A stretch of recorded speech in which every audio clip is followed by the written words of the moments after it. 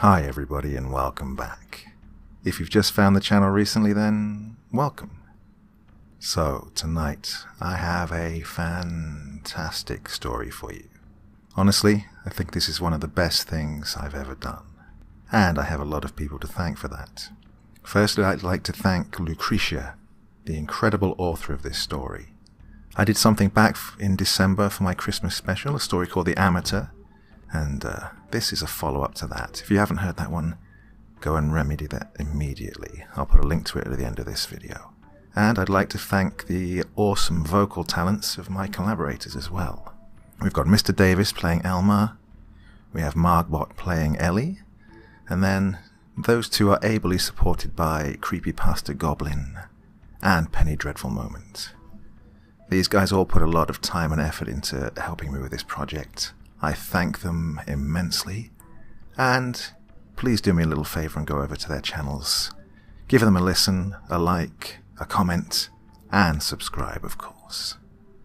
So, I think we all know what time it is, don't we?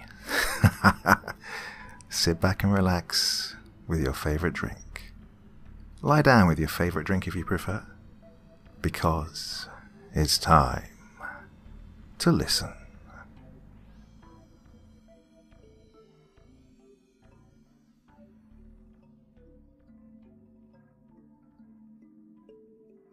She was on her knees, with her right ear glued to the floor. Ellie? Shh. She shushed him. It had been over 30 years since she last welcomed him home with her buttocks up in the air. But, back then, the context was completely different. Ellie, what are you doing? Shh. She shushed him again, with a hiss as an undertone. Elmer placed the paper bag containing their freshly baked bread on the dust-collecting sofa they kept in the hallway. He'd wanted to get rid of the old thing ages ago, but his wife wouldn't let him. It was a wedding present from her mother. He slowly approached the living room, where his wife was bent and crumbled, looking like she spontaneously wanted to pray, but, instead, had got a cramp. The parquet creaked mildly under his careful steps. Am I missing something? Get down here. Elmer sighed. Neither his age nor his body mass would appreciate what he was about to do. He knelt down next to his wife and tried lowering his face to hers to see her better. Lower. No, her hair wasn't stuck in between the floorboards. He ran out of ideas. Elmer sighed again as his hands eased the side of his head to the cold, hard wood. Ellie's face, pale as a ghost, didn't even begin to cover it. Don't you hear it? She hadn't whispered to him in years. The last time she whispered to him was almost a decade prior, when their oldest son came to visit in the middle of the night, and Ellie thought that someone had broken into their house. He liked hearing her whisper. It was a nice change from the constant nagging and complaining. Hear what? There might have been a bug stuck under there somewhere, but Elmer had a hunch his wife was whispering about something else. There was panic in her freckled hands, panic in her dilated pupils. My name. Can't you hear it? It's calling my name. It burst? I wasn't sure, but now I'm sure. Can't you hear it? Listen closely. Elmer stared at his white-haired spouse, dumbfounded.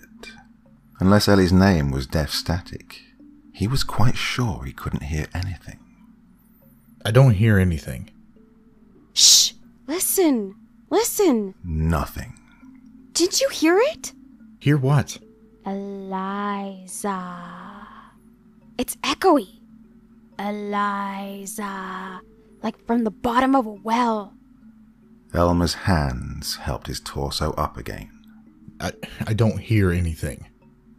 With close to inhumane effort, the old man got up and offered a helping hand to his life partner. Eliza. Ellie, I got the bread. We can have breakfast now. There's something calling your wife from under the floor, and all you can think about is stuffing your fat gut? So much for the whispering. It was nice while it lasted, Elmer thought. I'll go set the table. He loved her. He really did. But sometimes he had these doubts. Elmer was already in the kitchen when Ellie called him back in the living room to give her a hand with getting up.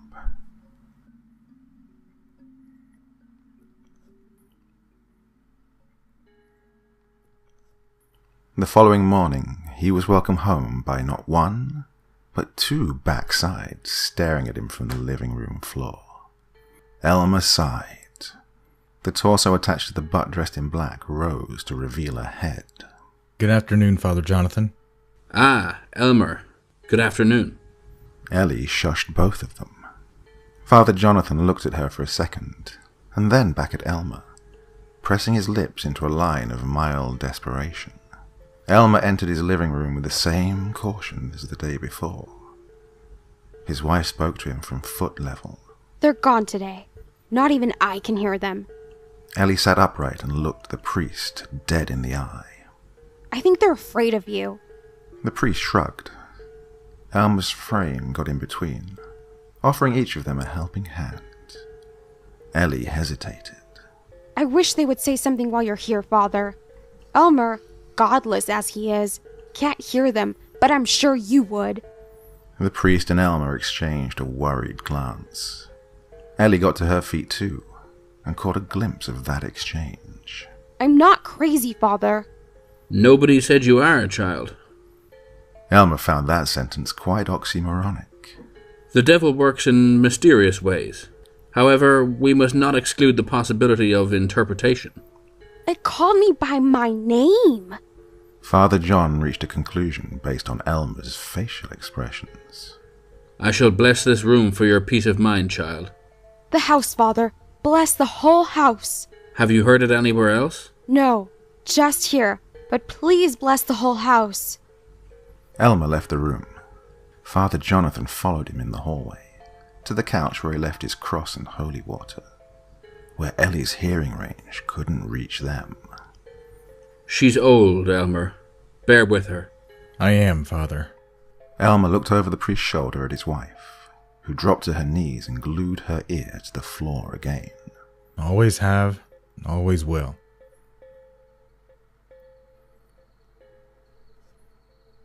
Catherine called this morning. Elmer frowned and let his knife and fork drop on his half-empty plate. And you didn't call me why? You were out buying bread. I doubt she called that early. Ellie gave him an annoyed glance. She always made that face on the few occasions Elmer would raise his voice at her. I was out in the garage. You should have called me. I haven't spoken to her in 2 weeks. She'll call again. Elmer and Ellie had 3 children. Eric, Edward, and the apple of Elmer's eyes, Catherine. Catherine was supposed to be named Eleanor, but Eleanor was the name of Elmer's most hated teacher back in school. He had to fight Ellie on that one. Fine then. Ellie had said. You name her if you're so good at all of this all of a sudden. And, as Elmer stared at the wrinkled little face of the cooing bundle in his arms, he decided. Catherine, this is Daddy's little Cathy. Yes, she is. All 3 children grew up to be fine adults. Eric went to law school and became a very renowned lawyer. Edward was offered a job at a startup firm which grew quickly, placing him in a high-up position, despite him never going to university. And Catherine went to med school, but dropped out after 2 years to become a nurse. Ellie was furious with her. Not Elmer, though. Elmer knew why his baby girl decided against med school, even though medicine and helping others had always been her biggest passions. I can't do it, Daddy, Cathy cried to him over the phone. They're so cold. Whenever an operation is a failure, they go back to the patient's family and, Lord, they're so cold. I can't be that cold, Daddy. I don't want to be that cold. So much responsibility. Somebody's life in your hands. I can't do it. I'm such a lousy coward. No, baby, Elmer assured her. Everybody I know is a bigger coward than you. You just have a heart of gold. And the world is toughest on people with hearts of gold. Elmer? Ellie barely touched her dinner, but, as always, she waited for him to notice and ask what's wrong, rather than simply request something else to eat. Not today, Elmer thought. Today he had had a chance to speak to his most precious child, but his wife was too comfortable to go get him to the phone. He felt he had a right to be a little upset with her. Elmer, I'm talking to you. What is it? Ellie played the puppy eye card. I'm sorry if you don't like the Brussels sprouts, but we had to cook them today or they would have gone bad. It's not the food, Elmer. Then what? I heard it again today. Heard what? Ellie was trembling. The voice. In the living room underneath the floorboards. It's back. Her eyes were glistening. They glistened like that when they found out they were expecting their third child, and Ellie wanted to get rid of it.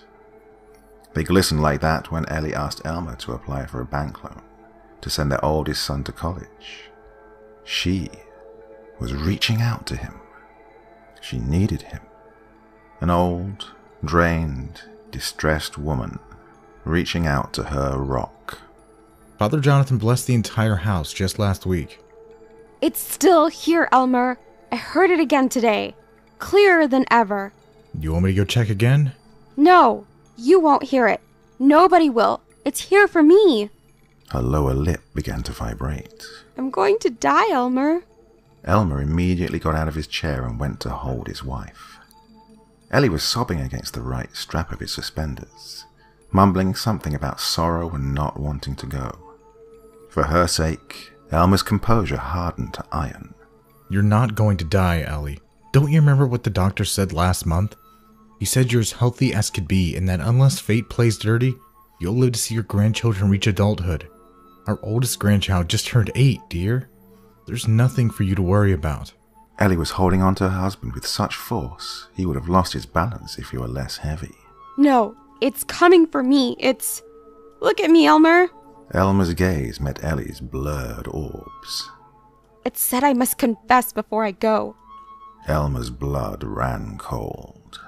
Having a voice tell his wife she must confess before she goes was on a completely different word palette than Eliza was. Who did? The voice, Elmer. It said I must confess. He knelt down next to her, her hands in his. Ellie, there is no voice. Ellie pulled her hands out of Elmer's and turned to her untouched dinner again. Honey, I think you need help. And why the hell do you think I'm telling all of this to you for? Not from me, Ellie, from a professional.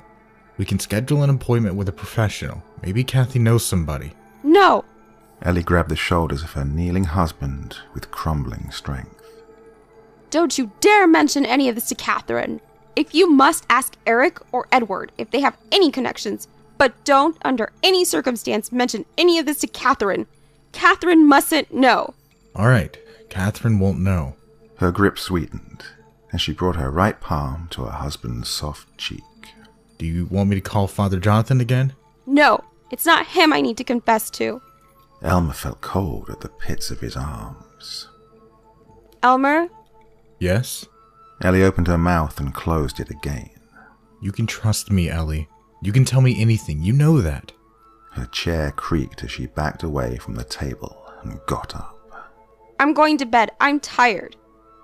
Ellie locked herself in the bedroom, making it clear for Elmer that he had to spend the night in the living room. Whether Ellie was sleeping or not, Elmer knew better than to bother her. He loved her. He really did. Sometimes, however, he simply had these doubts that were eating away at him.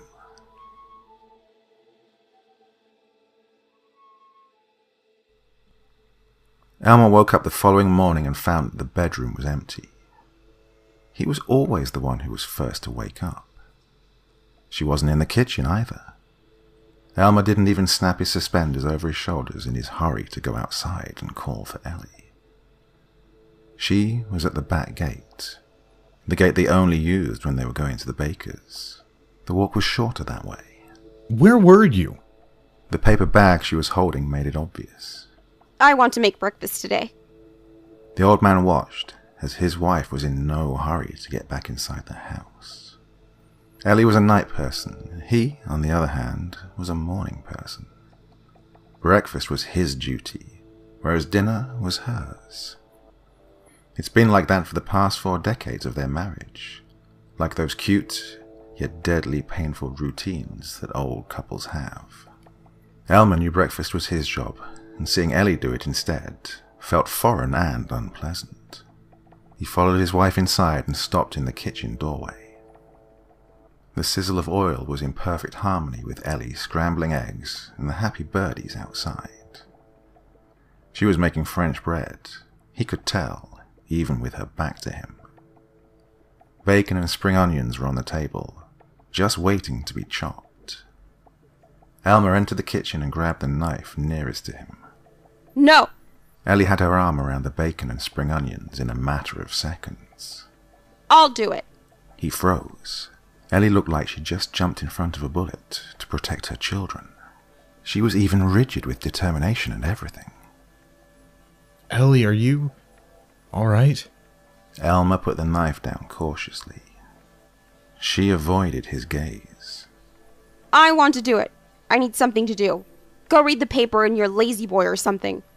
I'll call you when it's ready. Elmer's hand met Ellie's on the knife. Put it down, love. Ellie gasped softly. He rarely called her love, but whenever he did, her heart would sigh, "I do," over and over again. She put the knife down. Look at me. She hesitated. Elmer was well accustomed to her dramatic outbursts, but this was different. What's wrong? Ellie opened her mouth and closed it right back, just like the night before. Come on, Eliza. Talk to me. Her chin was trembling. I can't help you if you don't speak. She always needed somewhere between 3 and 5 reassures before she would talk. Sometimes she needed to cry for a good half an hour before she would manage to upright herself enough to speak. Some say you can spend a lifetime alongside a person and never get to know them. But Elmer knew his wife. Oh, he knew his wife really, really well. And, despite all her flaws, he really loved her. And he really had some doubts. Elmer didn't rush her. He held her hand to his chest and looked at her with all the understanding in the world. I heard it again. He wouldn't have asked if she hadn't paused. Hear what, honey? The voices calling me. From the living room? Ellie shook her head as salt water was smudging her sight. Bedroom. Elmer felt cold in the pits of his arms again. When? This morning. I woke up at 6 a.m. and it was faint. I got closer, and there it was again. The smell of burnt French bread was making Elmer nauseous. Eliza. The floor? Yes. He had to hold her by the elbows so she wouldn't lose balance. Her whimpers were heartbreaking. Elmer, you have to believe me. The bread turned to charcoal. Breakfast was ruined. I believe you, honey, but I also believe that you need professional help. Ellie shook her head again. It's not help I need. She straightened her frame and swallowed her sobs. I need to confess. Confess to what, honey? She took her arms out of her husband's grip. The phone rang and Ellie took that as her cue to leave. She stormed out of the kitchen and into the hallway with the agility of a 20-year-old. Elmer got to the stove and turned the thing off before it would burn their entire house down. To his delight, he could still hear his wife talking to their daughter. He needed to hear Catherine's voice too. But he knew that, this time, his wife needed her more than he did.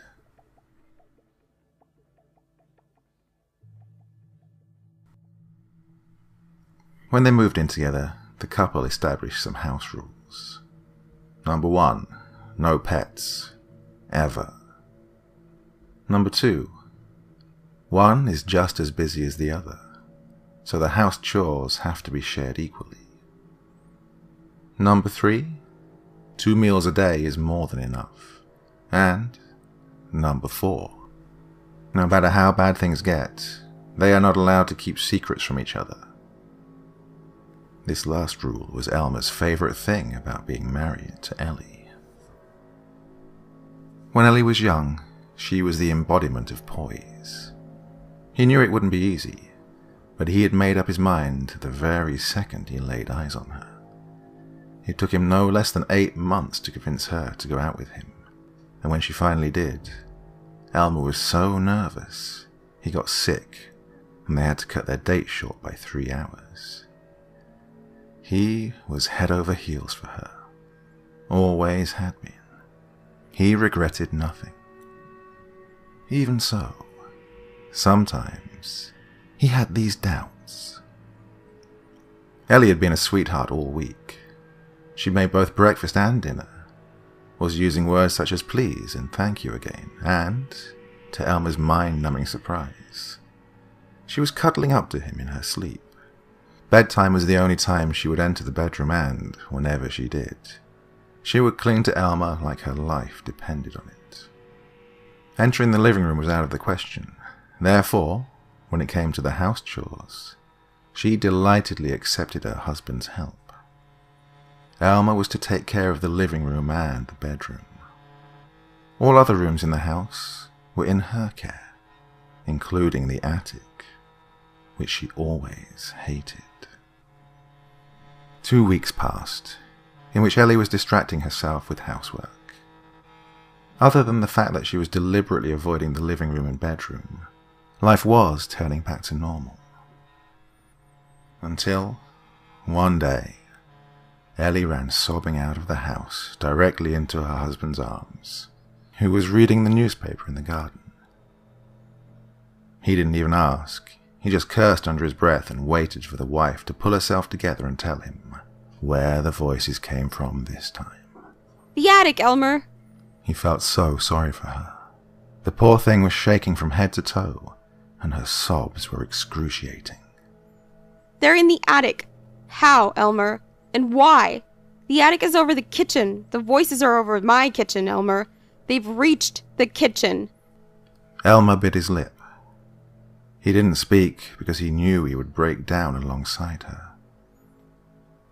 All he could do was hold her as tightly as possible and rock their bodies gently until she calmed down. What are they saying? Ellie's fingernails dug into the front of his shirt. That I must confess. Confess to what, Ellie? What's weighing you down, honey? I'm so confused. Ellie pushed his chest away gently. She looked up at him, tears rolling down her face. Come on, Elmer said. Let's go inside. I'll make tea and we can... No. Ellie wiped her nose with the sleeve of her blouse. I don't want to go back in the house right now. All right, stay here. I'll go get the blankets and put the kettle on the stove. No. She inhaled twice and then looked at him dead in the eye. Something big was coming. Elmer could feel it. You know, Mother never approved of us, of our marriage. Yes, I know. She always said, I have to be smart. You already know what my father did. He took everything when he left us, and my mother always said, I must trust no man, ever. Elmer's forehead felt hot. It's her fault. She said, I need to save money. She said, saving money behind the man's back is always a good idea, regardless of how things turn out. She made me think that you would one day just get up and leave me and the kids behind. Or that, if you don't end up being a good husband, I must take the kids and leave. And? Did you reach a verdict yet? Do I make a good husband, or are you still putting money aside, just in case? Ellie lowered her head in shame. How much? She was crumbling under his stare. Eliza, how much? Last time I counted, somewhere around 300,000. When was the last time you counted? 2 years ago, when you and Catherine went to... 2 years ago? We've been married for 39 years. She started sobbing again. Elmer's tone was calm, but deep down, He was boiling with rage. Throughout our married life, we've had 2 loans from the bank, Eliza. The first when we bought the house, and the second when our oldest went to college. I paid off both of them, all by myself. Now you're telling me that as I was working my ass off to provide to our family, you were putting a fortune together just in case you decided you don't like me? It's not like that. Then what's it like? Tell me. Your salary was higher than mine. Elmer's mind, heart, and body went numb.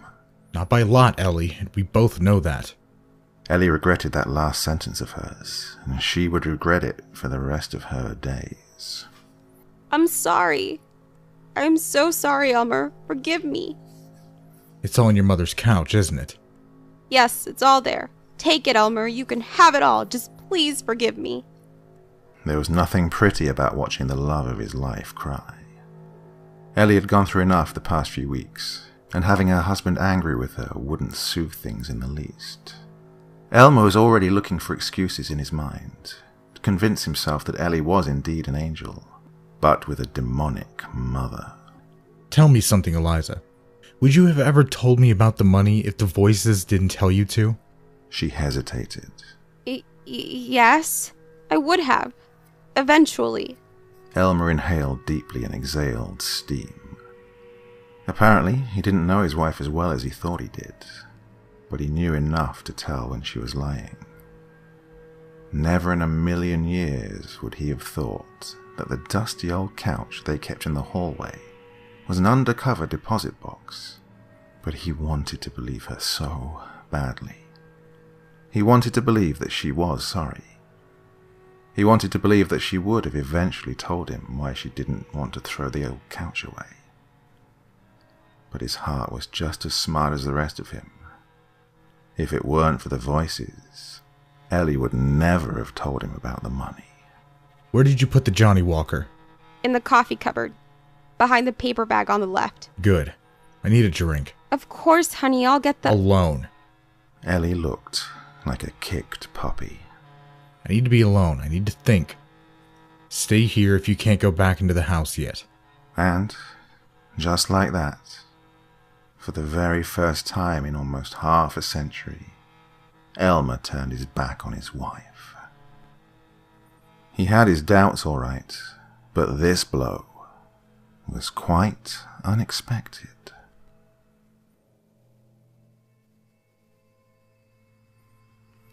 The phone rang. Elmer picked up. Donovan residence. A choir of angels made itself heard from the other end of the line. Hi, Dad. It's me. It was the very first good thing that had happened to him those last few weeks. Catherine, my baby girl. It's so good to hear your voice. How are you? I'm good. I'm really good.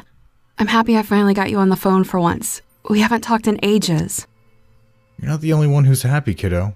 Nostalgia's no joke once your favorite kid moves out of the house.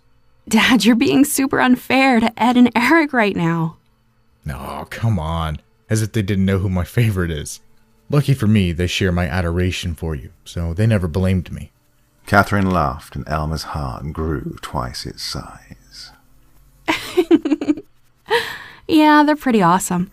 I just got off the phone with Eric. He won a super difficult case today. He did? That's fantastic. I'm not surprised, though. Your mother and I always struggled to scold him whenever he got into trouble. He always knew how to twist an argument in his favor, even in his kindergarten years. The other end of the line went silent for a couple of seconds. Kathy Cat, you still there, honey? Dad? Is someone next to you? Elmer's throat went dry. No, not right now. Why? I think I can hear something. A man's voice. It's faint, but deep and guttural. The now familiar coldness was gathering in the pits of his arms again. What does it say, honey? It says... Ellie came out of the kitchen. Something about confession? Honey, I have to go. I'll call you back tomorrow, all right? Daddy? Is everything okay? Elmer. Ellie's voice was coming from a broken cavern inside her chest. She was walking slowly towards him, like an infant trying to walk again after falling for the first time. Her eyes were purple from all the crying she'd done. Yes, honey, don't worry. We'll talk tomorrow. Catherine protested, but Elmer placed the receiver down before she managed to finish her sentence. Elmer, Ellie was shaking as if thousands of volts were going through her. I can't. Drool was connecting her inferior lip to the upper one, like a spider web. I can't take it anymore, Elmer. They've gotten so loud. Elmer, they're everywhere. They've been screaming, Elmer. They're so loud. Elmer watched her with sad eyes. Eliza, I'm sorry, but I really can't hear anything. In her despair, Ellie let out a scream, cupped her hands over her ears, and collapsed on the floor. Elmer rushed to her side and tried embracing her, but she pushed him away. Make it stop. Please make him stop. Why? What are you saying? That I must confess. Elmer was confused. He tried pulling his wife into his arms again, but she grabbed him by the hands, interrupting the hug midway. You already confessed, honey. Ellie pressed her lips together and shook her head forcefully. And it's all right. I understand and I forgive you. I forgive you, Ellie. I love you, but this has to stop. We really need to get you professional help. I cheated on you. Elmer froze. Ellie put her head in her hands as her violent sobs echoed in the hallway. And there it was. Elmer's doubts finally confirmed. When?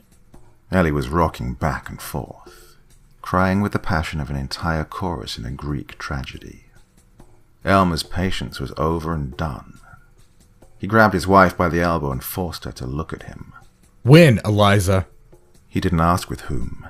He didn't care who she'd cheated with, knowing how cold his wife was regarding matters of the heart. She would have confessed her infidelity years ago.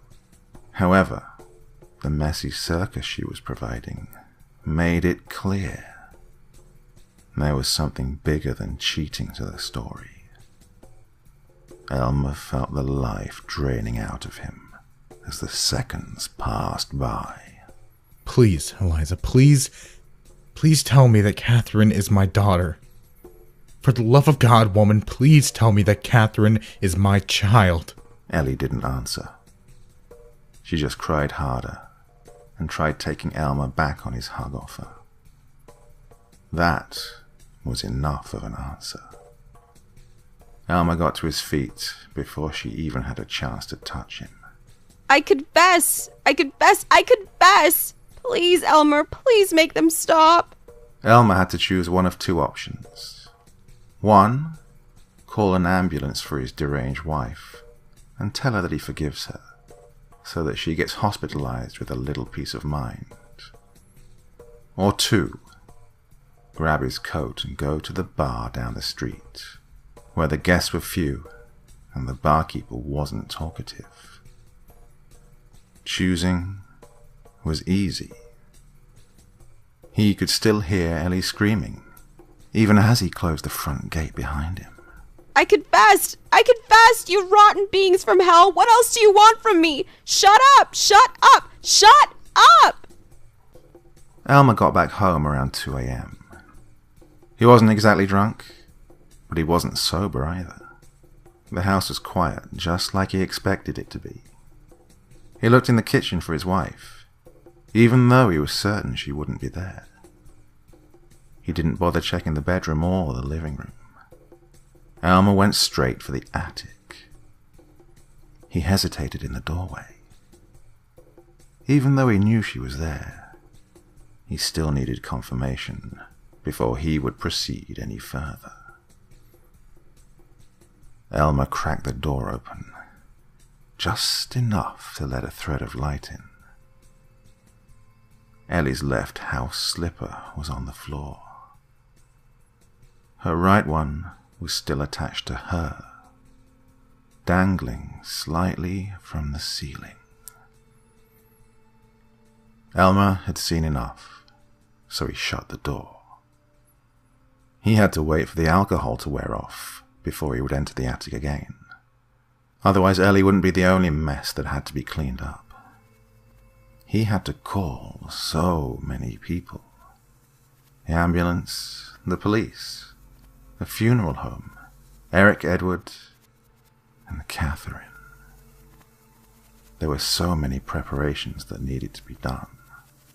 So many flowers that needed to be bought. So much black cloth that needed to be ironed. But first things first. Elmer got his toolbox and grabbed a screwdriver.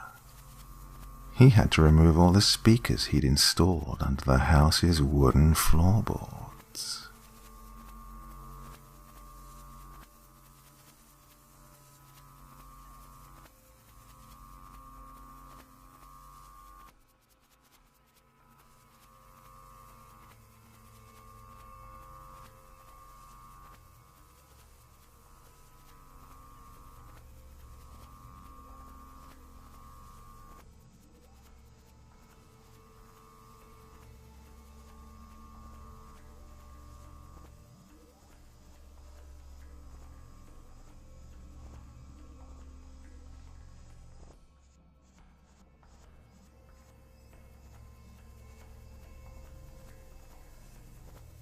Hey there.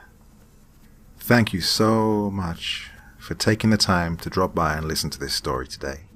It really means a lot to me. I put a lot of time and effort into making these videos, so it's nice to know that there's someone out there listening. Do me a little favor, would you?